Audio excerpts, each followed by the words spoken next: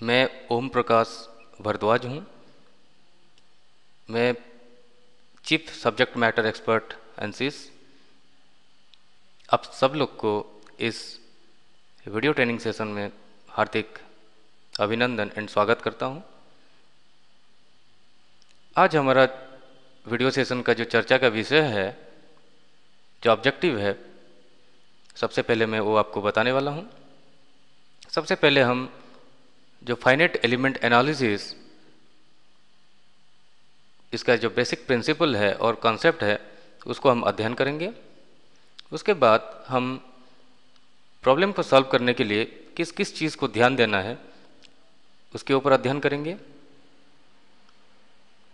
और सबसे जो इम्पोर्टेंट मुद्दा है कि फाइनाइट एलिमेंट एनालिसिस एक मैथमेटिकल सॉल्यूशन है। तो मैथमेटिकल सॉल्यूशंस जब हम यूज़ कर रहे हैं तो इसका जो एडवांटेज है और जो लिमिटेशंस है, ये दोनों को हम गहराई से अध्ययन करेंगे और कंपैरिजन भी करेंगे।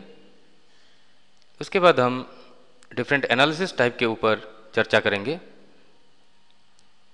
और कोई भी सब्जेक्ट आप जब अध्ययन करते हैं तो इसके जो इम्पोर्टेंट टर्म्स है और डेफिनेशन है, इसके बारे में भी ज्ञान होना और आपको मालूम होना बहुत ज़्यादा ज़रूरी है।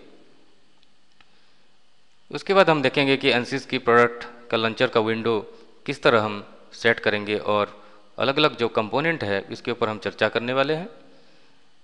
और उसके बाद जो आउटपुट विंडो एनसीस की है उसके ऊपर भी हम चर्चा करने वाले हैं। और सबसे जो इम्पोर्टेंट किसी भी सॉफ्टवेयर के एरिया है उसको बोलते हैं GUI, ग्राफिकल यूजर इंटरफेस, और इसके ऊपर भी हम अध्ययन करेंगे। यूनिट सेटिंग, डाटाबेस कंट्रोल और saving, resuming and clearing database के ऊपर भी हम चर्चा करने वाले हैं। सबसे पहले हम समझने को कोशिश करेंगे कि फाइनाइट एलिमेंट एनालिसिस क्या होता है।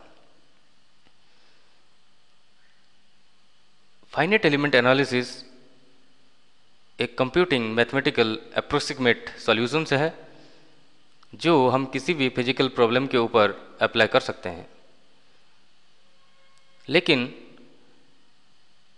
जो फाइनाइट एलिमेंट एनालिसिस का जो सब्जेक्ट है, ये आने वाले 2-3 साल में बहुत ज़्यादा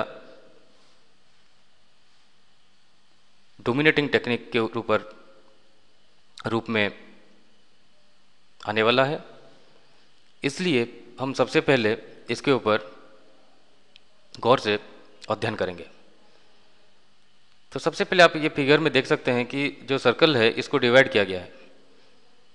अगर ये सर्कल की पेरीपेरी आप नापने को जाएंगे तो आप किस तरह की इसको नाप सकते हैं।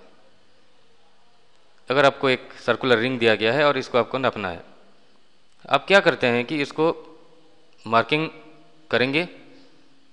मान लीजिए कि 10, 20, 30, 40 डिवीजन।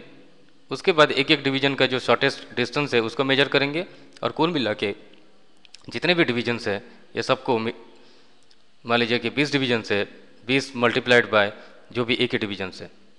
और जैसे जैसे आप ज़्यादा से ज़्यादा नंबर अप्लाई करेंगे, मान लीजिए कि 50, 100, 200, तो आपका जो मॉडल का एक्यूरेसी और भी बेहतर और बेहतर हो सकता है। वही सेम प्रिंसिपल हम फाइनाइट एलिमेंट एनालिसिस में अप्लाई करते हैं। जैसे कि कोई भी मॉडल है, चाहे मान लीजिए इंजन का ब्लॉक है, क्रैंकशाफ्ट है, या एयरक्राफ्ट का इंजन है, या कोई भी मशीन टूल है, इसके ऊपर हम जब एनालिसिस करते हैं किसी भी जगह में फेलोर हो सकता है, चाहे टूल का टिप में हो या बॉडी में हो। तो इसलिए हम क्या करते हैं कि किसी भी मॉडल को छोटे छोटे टुकड़े में डिवाइड करते हैं, जिसको हम मैश बोलते हैं। ये फाइनाइट एलिमेंट एनालिसिस सॉफ्टवेयर का प्राइमरी प्रिंसिपल है। उसके बाद हम इसके ऊपर एनालिसिस कंडीशंस अप्लाई करते हैं और किसी भी पॉइंट में डिफ्लेक्शंस कितना है,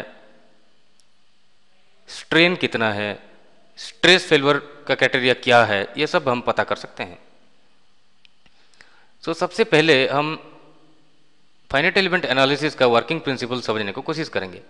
ये समझने के लिए हम एक स्प्रिंग का मॉडल लिए हैं, जिसकी जो लेफ्ट साइड एंड है इसको फिक्स किया गया है और एक फोर्स इसके एंड में अप्लाई किया गया है।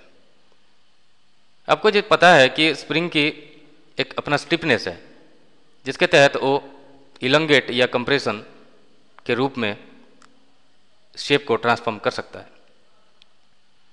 तो जब हम अप्लाई करते हैं कोई भी लोड और इसका एंड फिक्स्ड है तो ये तब तक स्ट्रेच या कंप्रेशन हो सकता है जब तक मटेरियल का जो allowable limit, yield limit and ultimate limit, ये तीनों के ऊपर कंट्रोल है। मतलब इलास्टिक रीजन के अंदर ये कभी भी फेल्योर नहीं हो सकता है।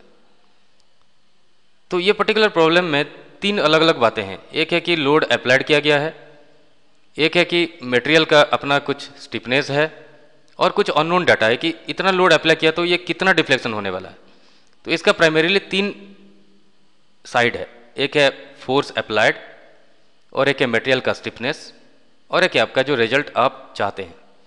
सो इसको कुल मिला के इक्वेशंस ये है कि F जो applied force equal to K into X, K is material stiffness और X आपका है जो डिफ्लेक्शन है। ये जो प्रिंसिपल सॉफ्टवेयर की पीछे जो पोस्ट प्रोसेसिंग यूनिट में फिट किया गया है और सॉफ्टवेयर वही करता है, वो जो टेक्निक है उसको बोलते हैं मैट्रिक्स। अब हम चर्चा करने वाले हैं कि डिग्री ऑफ फ्रीडम क्या है। डिग्रीज ऑफ फ्रीडम को समझने के लिए आप खुद के ऊपर अप्लाई कर सकते हैं। आप किसी भी चेयर के ऊपर जब बैठे हैं तो चेयर को आप आगे पीछे, बाएं दाहिने, ऊपर नीचे कर सकते हो, घुमा भी सकते हो अगर व्हील चेयर है तो। लेकिन एक चीज़ ध्यान दीजिए कि वो चेयर को नीचे ले सकते हैं क्या, क्योंकि ग्राउंड के ऊपर वो है।